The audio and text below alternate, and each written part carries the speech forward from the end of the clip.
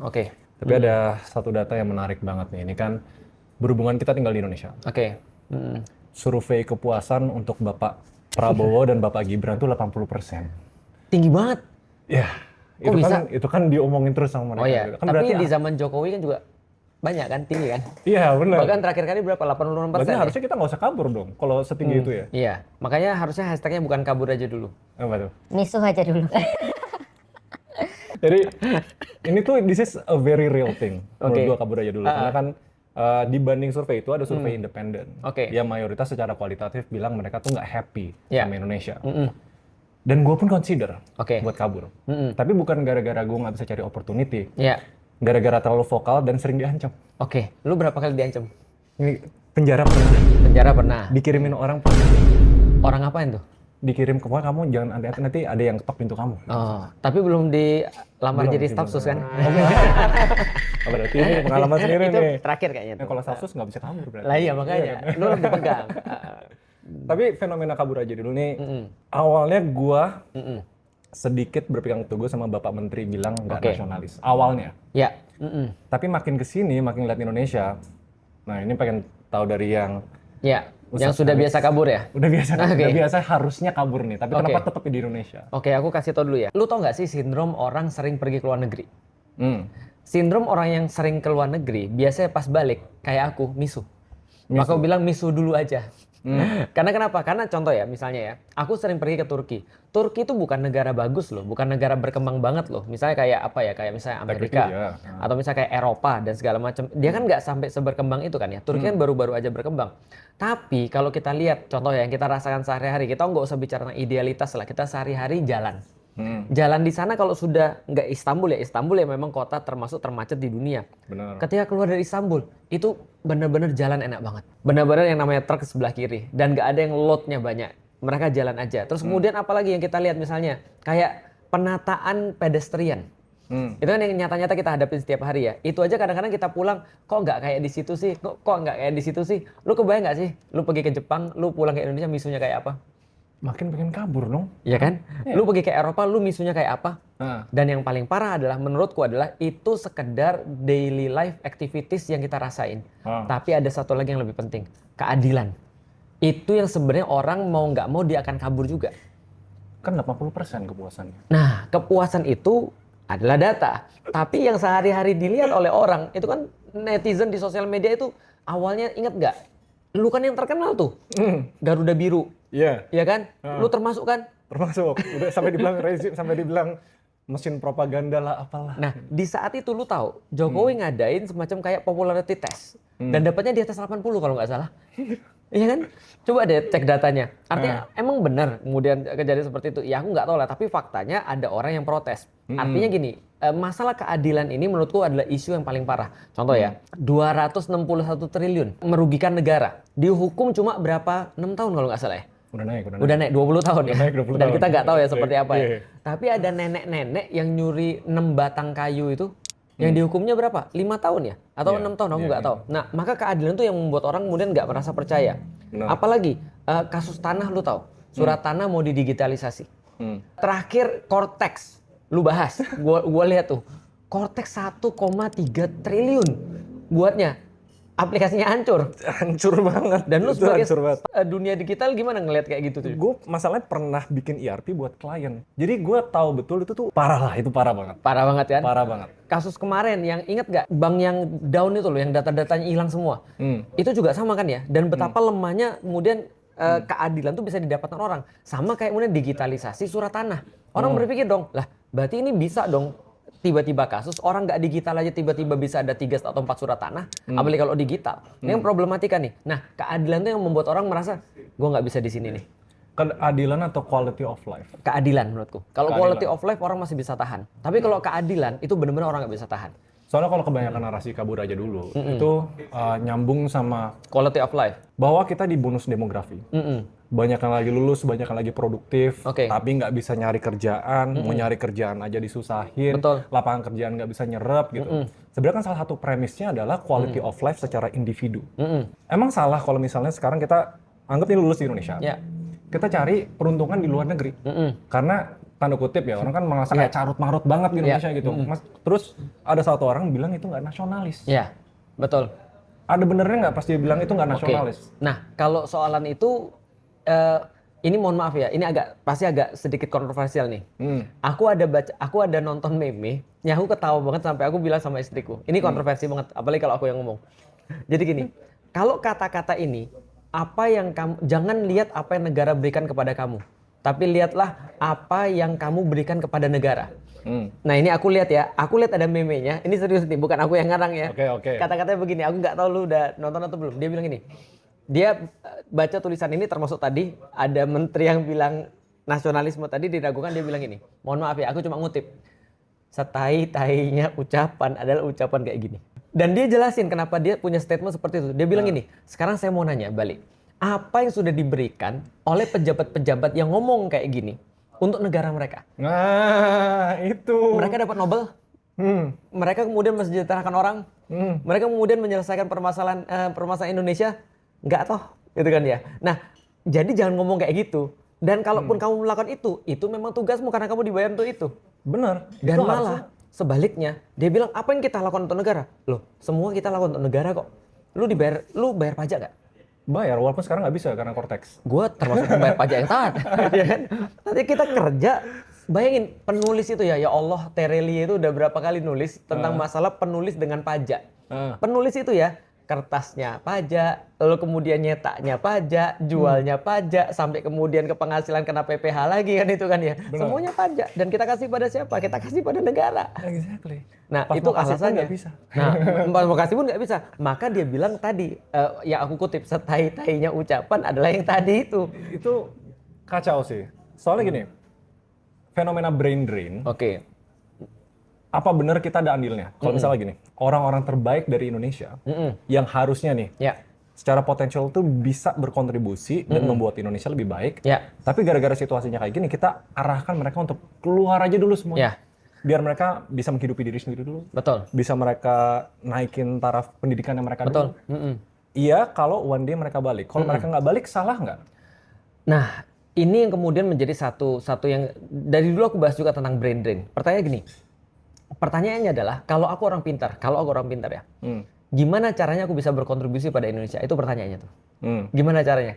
Pertanyaannya bukan gimana caranya, tapi bisa atau nggak bisa. Ini dulu nih harus kita jawab nih. Nah, kalau pemerintah bisa jawab ini, mungkin kita bisa bahas tentang brain drain. Itu salah atau nggak salah.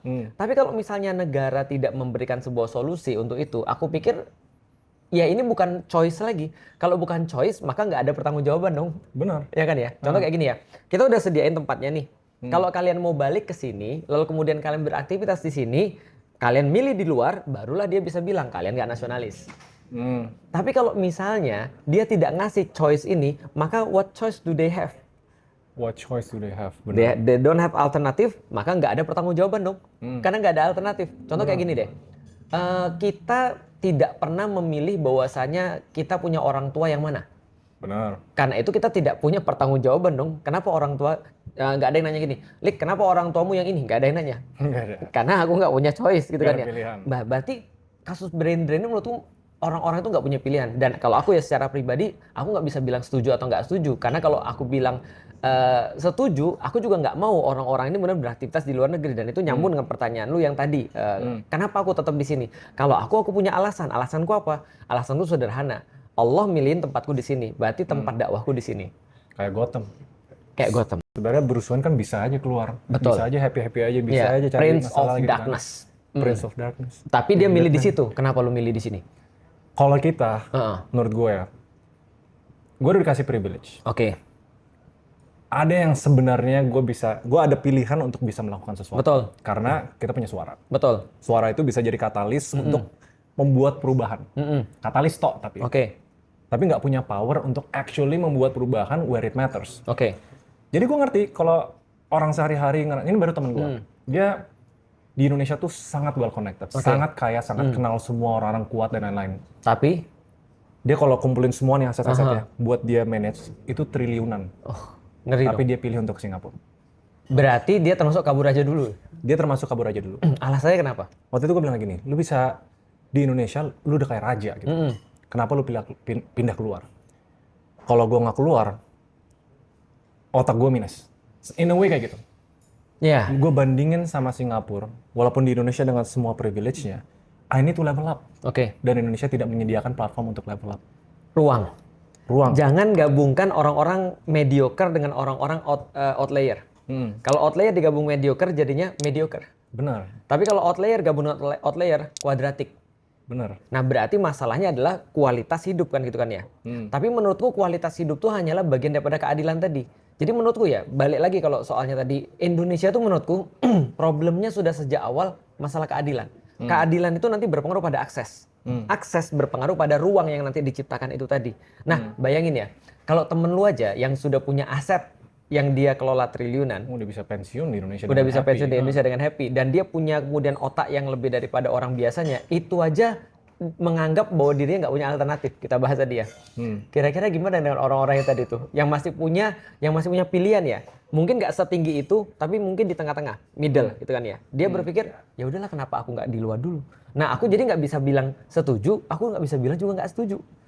Karena kalau aku bilang setuju, itu bertentangan dengan apa yang aku yakini, karena aku memilih untuk di Indonesia dan untuk memperbaiki di Indonesia kayak lu, gitu kan ya. Tapi kalau aku bilang bahwasanya aku nggak setuju, aku juga nggak bisa jamin hidup mereka dan nggak bisa untuk ngasih solusi pada mereka. It's not fair. Kalau aku bilang nggak setuju juga.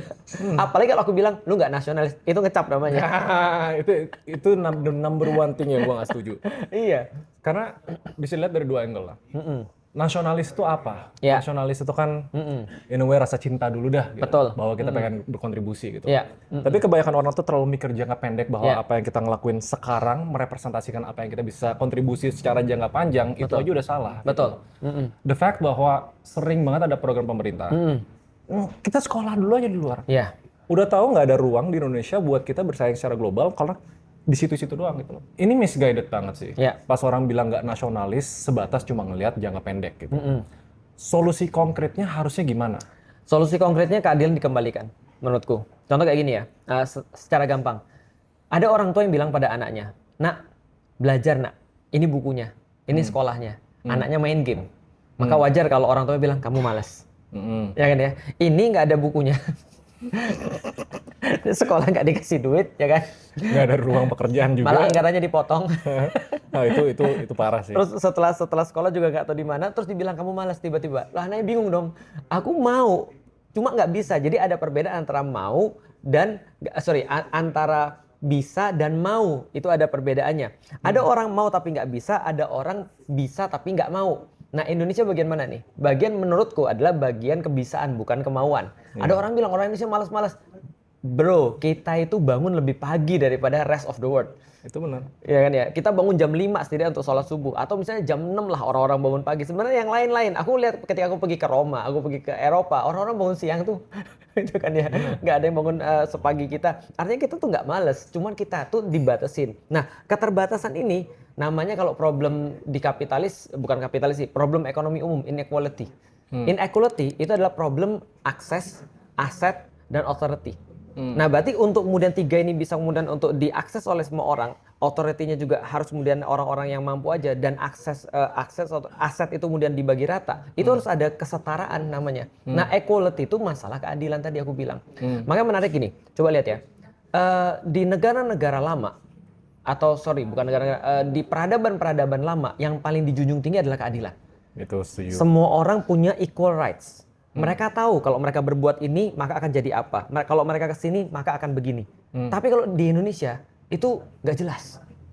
Nah kalau nggak jelasnya tetap ada, aku nggak bisa ngasih solusi sih. Nah itu kan lebih ke di luar kontrol untuk mayoritas orang. Yang kita sekarang ya. Even Kontrol. kita pun di luar kontrol kita. Gitu. Nah untuk orang-orang yang mau tapi nggak bisa karena keadaan, dan mereka nggak ada opsi untuk kabur aja dulu, dan ini sering di Twitter. Mereka mau, mereka mau pendidikan lebih tinggi, mereka mau bekerja, tapi mereka tidak ada opsi even buat kabur aja. Itu lebih bikin mereka stuck, udah nggak tahu mesti apain lagi gitu kan. Cuma mereka pakai kabur aja dulu sebagai cara untuk menyampaikan aspirasi. Apakah itu bakal tersampaikan, kita nggak tahu. Kemungkinan besar mungkin katalis, tapi nggak mungkin bikin perubahan yang konkret. Dan nasib mereka gimana? Aku tahu. Mungkin inilah saatnya Raymond yang mengkoordinir. Loh, gini loh, lihat Oke. ya. Satu orang yang voiceless, Berat nih bebannya. ditambah orang yang dua yang voiceless, ditambah 3 orang yang voiceless, Ah. itu jadi punya voice kan? Hmm. Karena di Indonesia kalau nggak viral, nggak jalan. No viral, no justice. Betul. Berarti sebenarnya kayak dulu masalah Garuda. Kalau Garuda cuma satu orang ngomong bahwasanya Indonesia ada problem, Nggak bakal. maka orang dengan bilang itu kan cuma dia doang. Tapi kalau misalnya ini dikoordinir dan ini disampaikan, setidaknya kita tahu kita bukan pengen sesuatu yang buruk, kita pengen agar ini hashtag ini berubah menjadi sesuatu yang positif. Seperti kata lu tadi, ada orang-orang yang kabur aja dulu dan bisa kabur. Benar. Ada orang yang bisa kabur tapi nggak mau kayak kita, karena kita punya tugas di sini. Kita tahu kita punya tugas di sini. Artinya apapun kita akan lakukan tetap aja di sini gitu maksudnya. Nah tapi ada orang-orang yang tadi yang di tengah-tengah ini. Nah bisa nggak sih justru Raymond ngasih solusi gitu? Nah, itu aja kenapa gua sendiri mau kabur aja dulu. Oh, lu mau kabur? Let's say kayak gini. Kabur itu dalam konteks, bisa nggak gua ngelakuin apa yang gua lakuin, tapi nggak di Indonesia. Oke. Seandainya ada yang mau nangkep gua, ada yang nakal nih mau nanam sesuatu di mobil gua, ada yang mau ketok pintu gua, gitu loh. Itu aja gua nge-consider untuk kabur aja dulu. Dan gua siapin beberapa falas. Ini real. Ya, paspor nih. Udah ada, udah lengkap. Gua pun siapin itu. Ya. Tapi dengan harapan bahwa gue bisa membuat perubahan, cuma nggak tahu kalau misalnya koordinir nih, Betul, betul. udah mulai kena mereka. Tinggal dibunuh aja. Betul. Itu betul. Ada 2 pendekatan ulama ketika lagi ada masalah. 1 kabur aja dulu. 2 bertahan di situ. Gue pernah cerita belum sih? Belum. Pernah tapi high level. Waktu Oke. itu di perspektifnya Nabi Muhammad kan. Oke. Yang pasti tiba juga story-nya ada yang kayak gitu. Ada ya? Ada, Nah, ada. oke, kalau gitu aku ceritain lagi deh. Dulu pernah ada fitnah. Heeh. Intinya fitnah ini gini. Quran itu dikatakan sebagai makhluk. Gamanya gitu. Padahal Quran bukan makhluk. Nah, ulama ini mau bantah, tapi ancamannya adalah nyawa. Persis kayak lu kan? Ya kan? Nih, gue kasih tau nih, ada 2 tipe nih. Yang satu kabur aja dulu. Namanya Imam Syafi'i, yang sekarang dipakai di Indonesia, mazhabnya. Dia kabur dari Baghdad, pergi ke Kairo. Alasannya adalah dia perlu untuk membangun dengan sesuatu yang lebih baik untuk memperbaiki masa depan. Syaratnya, dia punya kemampuan, dia punya konsep yang sudah jelas, dan dia bisa eksekusi. Itu adalah, ada ulama yang bilang, enggak, aku tetap di sini walaupun aku harus mati. Kenapa? Karena namanya Imam Ahmad bin Hambal nih. Karena dia bilang gini, enggak apa-apa Ahmad itu tidak selamat, tapi orang enggak tersesat. Kalau orang masih tersesat. Kalau orang masih tersesat, setidaknya dia sudah mencoba melakukan tugas beban peradaban. Itu Lah, serem sih. tapi lu yakin nggak sih bahwasanya kita semua terlahir ngerti, punya beban peradaban? Benar, benar. Nah artinya gini, Imam Ahmad tuh ketika ditanya, kenapa kamu nggak ikut aja pergi keluar? Setidaknya kamu lolos dulu dari sini. Dia bilang gini, kalau aku selamat yang lain sesat, maka aku nggak menjalankan tugasku. Gambarnya begitu. Tapi Imam Syafi'i ketika dia keluar, kabur aja dulu, brain drain dalam tanda kutip pada saat Benar, itu. benar. Dia tidak brain drain, tapi dia mau membangun dari luar untuk memperbaiki. Dan ternyata kombinasi 2 ini akhirnya membenahi kemudian peradaban ke depan. Nah, ada nggak opsi 3? Apa tuh? Kemarin tuh gue sampai, karena ada satu kejadian yang bikin gue lebih berhati-hati. Oke. Gue lagi siapin failsafe. Failsafe. Failsafe-nya kalau seandainya kenapa-napa, gue harus double make sure gue jadi martir. Dan ada yang bisa ngelanjutin. Oke. Dan efeknya bakal lebih dahsyat dibanding when I was here. Sebenarnya itu yang lagi disiapin. Tapi ini apa? Tahu nggak aku bilang sama orang-orang apa? Apa? Kita selalu pasti ada pengorbanan kan ya? Dalam hal apapun dong. Bahkan lu berkeluarga aja lu ada pengorbanan kan? Bener. Lu nggak berkeluarga juga lu ada pengorbanan kan? Iya. Aku bilang gini, kalau memang waktunya memang yang harus jadi korban adalah kita, aku make sure yang bikin itu jauh lebih sakit. Nah itu. Apa maksudnya?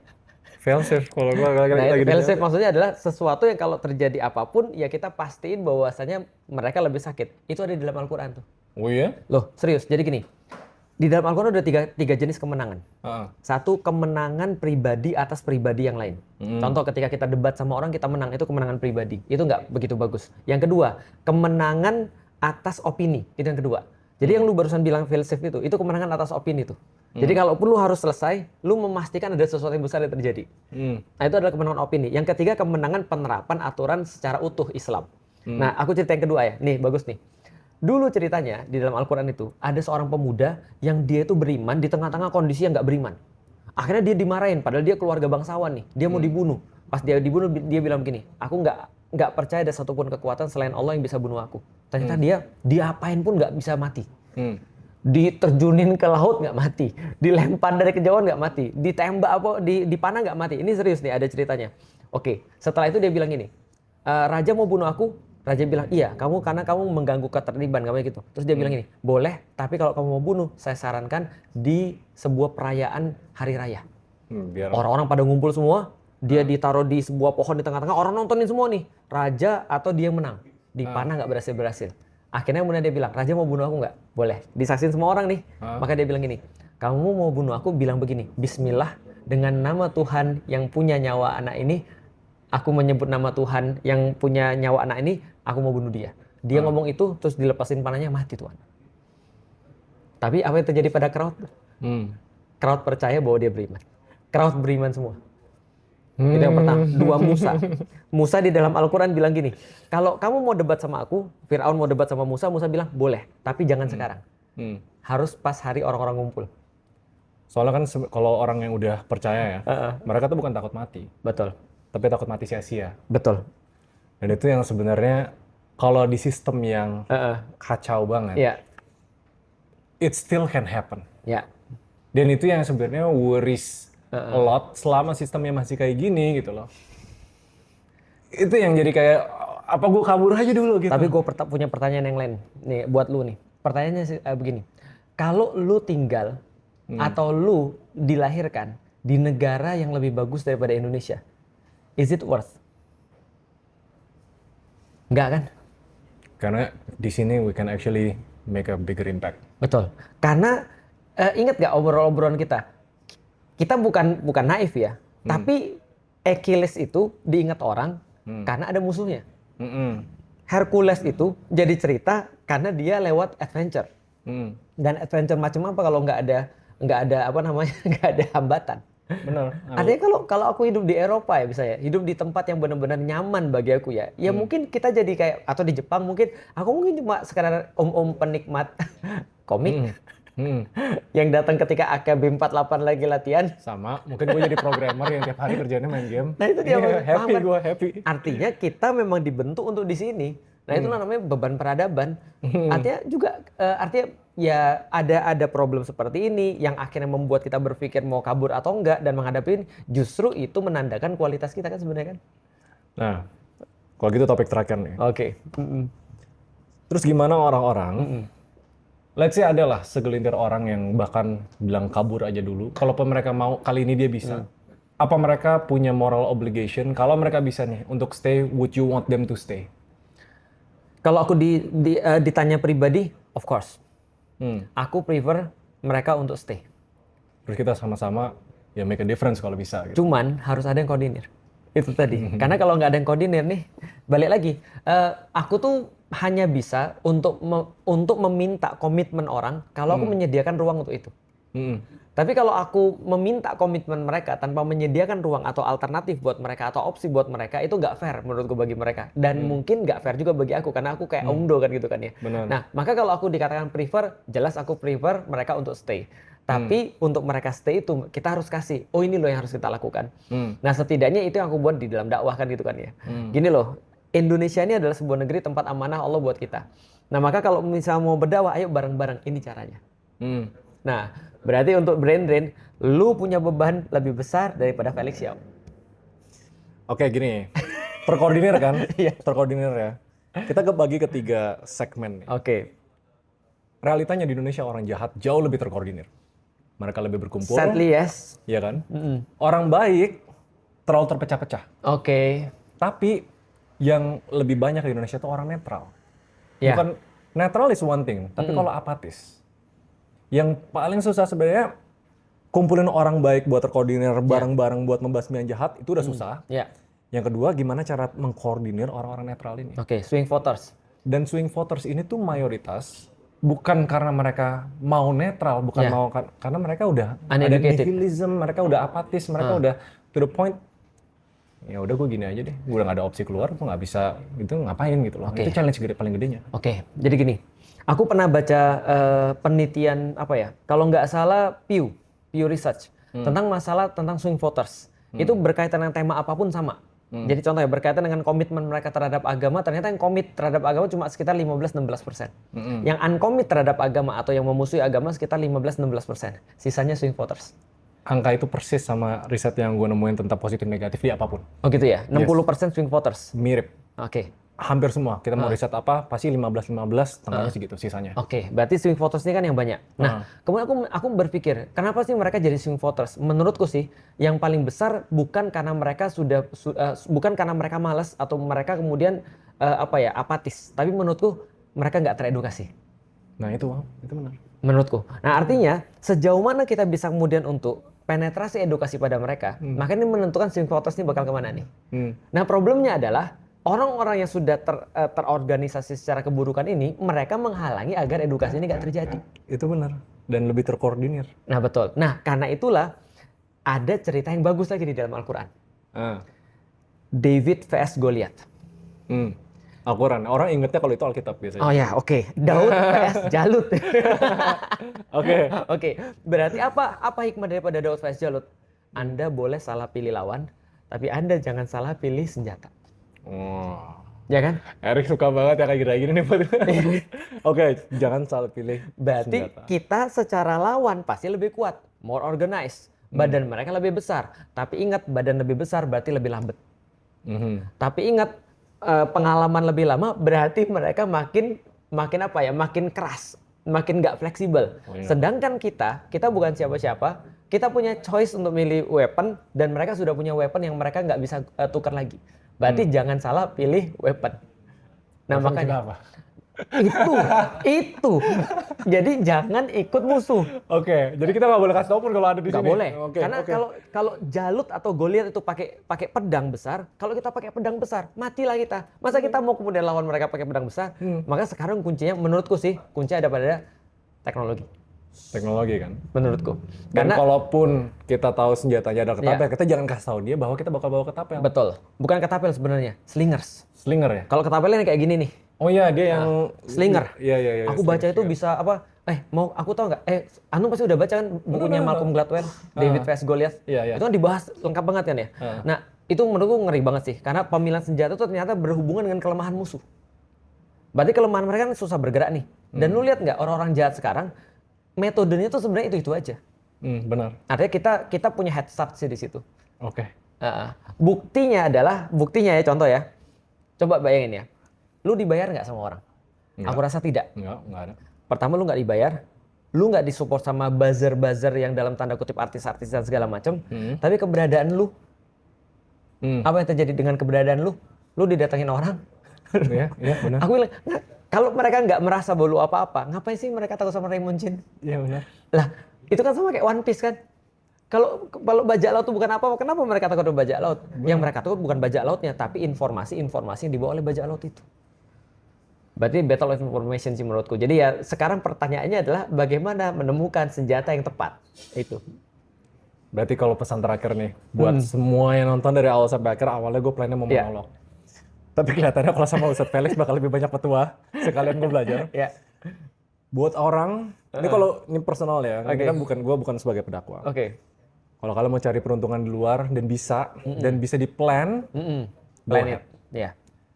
Tapi gue titip, lihat lagi lah Indonesia nanti. Pas udah lu maju, pas lu udah punya harapan dan nanti kembalilah dengan catatan lu bakal kembali ke Indonesia. Dan itu tidak ada masalah. Gak ada masalah sama sekali. Karena Imam Syafi'i pernah begitu. Benar. Kalau mau hidupnya susah, ayo kita fight bareng dulu. Itu Imam Ahmad bin Hambal. Dia mungkin tidak selamat, tapi yang lain tidak sesat. Oke. Berarti itu konklusinya, nggak ada konklusi. Thank you Ustadz Felix sudah banyak ngobrol. Ini fun fact-nya, ini kan video live setelah gue naikin review 100 tadi. Jadi ini banyak yang berhubungan. Dan stay tune karena pas di bulan suci Ramadan bakal ada sesuatu untuk kalian. Dan aku cuma bisa berharap mudah-mudahan Raymond Chin kuat ya abis buat 100 hari tadi. Tiba-tiba lu diangkat jadi status, gak jadi program kita. Gak jadi program gak kita. Jadi, adanya gue bikin reels terus. Iya. Klarifikasi. Betul, klarifikasi mulu lu. See you guys next video.